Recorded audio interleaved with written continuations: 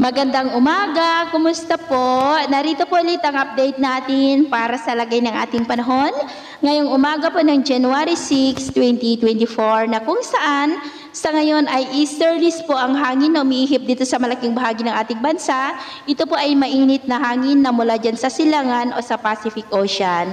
At sa ating long range forecast ay nananatili pa rin na walang banta ng bagyo hanggang po sa susunod na 2 linggo. At sa lagay ng ating panahon, ngayong madaling araw ay maayos ang panahon sa malaking bahagi ng ating bansa pero may tsansa pa rin ng mga ulap na kalangitan with isolated rains. Diyan po sa may southern Luzon, dulot po yan ng easterlies.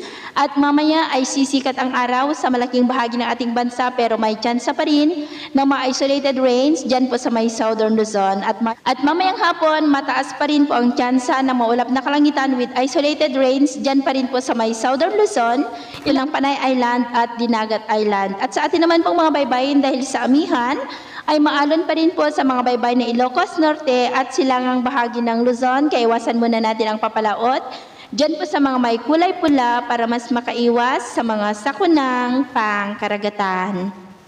So, yun po ang latest update natin sa araw na ito. At ako pamili si James na nagsasabing sa kahit na ng pagsubok po na darating sa ating buhay, huwag na huwag po tayong mawawalan ng pag-asa. Thank you and God bless!